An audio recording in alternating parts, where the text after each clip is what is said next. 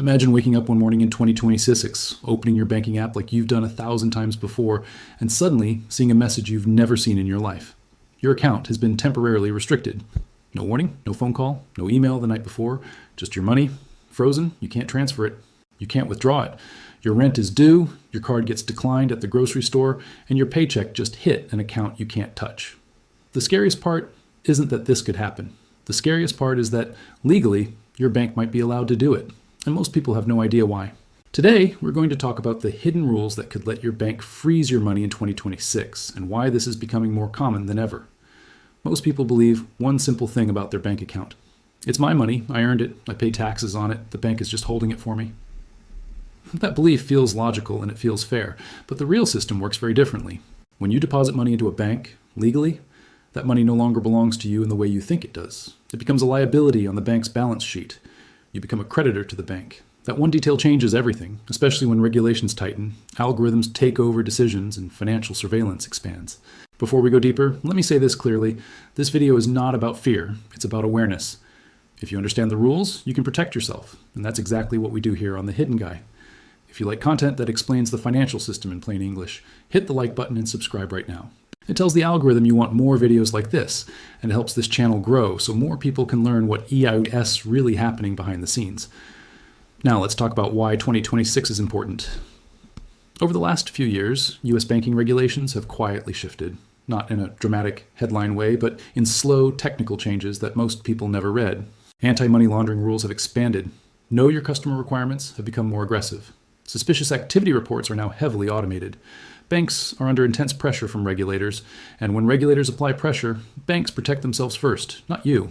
One of the biggest reasons banks freeze accounts is something called suspicious activity. That sounds serious, like drug money or fraud, right? But in reality, suspicious does not mean illegal. It means unusual. And unusual is defined by algorithms, not common sense. If your normal pattern is a $2,000 monthly paycheck, and suddenly you receive $9,000 from a freelance client, that can be flagged. If you move money between accounts too quickly, that can be flagged. If you receive money from overseas, even from family, that can be flagged. If you withdraw large amounts of cash, that can be flagged. None of these are crimes, but they are patterns banks are trained to question. Here's the part most people don't know. When a bank flags your account, they are often legally prohibited from telling you why. If a suspicious activity report is filed, the bank cannot say, "Hey, we think this transaction looks odd." They are required to stay silent. So from your perspective, it feels like the bank just woke up one day and decided to lock you out of your own life. By 2026, these systems are expected to become even more automated. Artificial intelligence doesn't understand context. It understands probability. It doesn't care that you sold a car, helped a friend, or moved savings for a legitimate reason. If your behavior doesn't match your past behavior, the system notices. And once the system notices, the safest move for the bank is to freeze first and ask questions later. Another hidden rule involves compliance risk.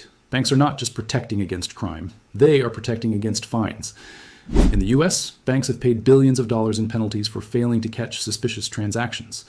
That has made them extremely cautious. From the bank's point of view, freezing your account temporarily is far less risky than letting a questionable transaction go through and facing regulators later.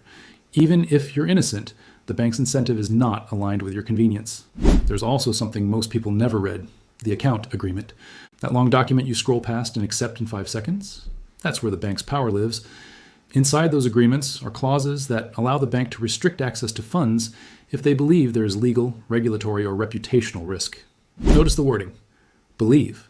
Not prove, not confirm, just believe. By using the account, you agree to those terms. Now, let's talk about another major reason freezes could increase in 2026: data sharing. Financial institutions today don't operate in isolation. Banks share information with regulators, with each other, and with government agencies under certain conditions. If another institution flags your activity, that information can travel. One freeze can trigger reviews elsewhere. This is why some people suddenly find multiple accounts restricted at the same time. There's also the issue of digital payments and platforms. Many people don't realize that services connected to banks follow similar rules. If a payment processor freezes funds, your bank may also restrict activity until things are resolved. As money becomes more digital, the number of points where a freeze can occur increases. And let me give you a simple example. Imagine you run a small online business. Sales spike 1 month. Great news, right? But from a bank's perspective, a sudden spike in revenue without a long history can look risky. The funds might be held for review. That review could take days or weeks. Meanwhile, bills don't wait. This isn't rare. It's becoming normal. Another factor heading into 2026 is political and economic uncertainty. When systems are under stress, controls tighten. Banks become more conservative.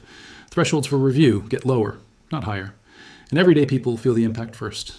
Here's the uncomfortable truth. You don't have to do anything wrong for your money to be frozen. You just have to look wrong to a system that doesn't know you. So what can you do? First, understand that a single bank account is a single point of failure.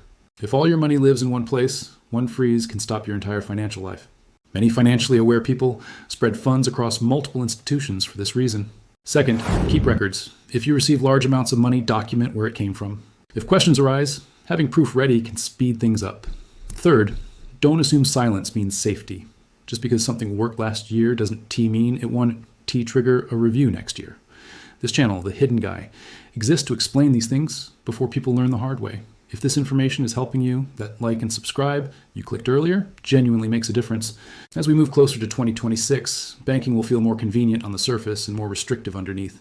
Apps will be smoother, transfers will be faster, but controls will be tighter, and the rules will be enforced quietly, automatically, and without emotion. The goal of this video isn't to tell you to panic or pull your money out of the system. It's to help you understand the system you're already in. Knowledge gives you options. Ignorance gives you surprises. Before we wrap up, I want you to think about one question. If your main bank account was frozen tomorrow, how long could you survive without access to it? A day, a week, a month? Most people never ask that question until it's too late. If you've ever experienced a bank freeze or you're worried it could happen to you, drop a comment below. Your experience might help someone else avoid the same situation. And if you think this video could help a friend or family member, share it with them. These are the kinds of conversations people wish they had earlier. This is The Hidden Guy, and now you know a little more about the rules no one explains until they affect you.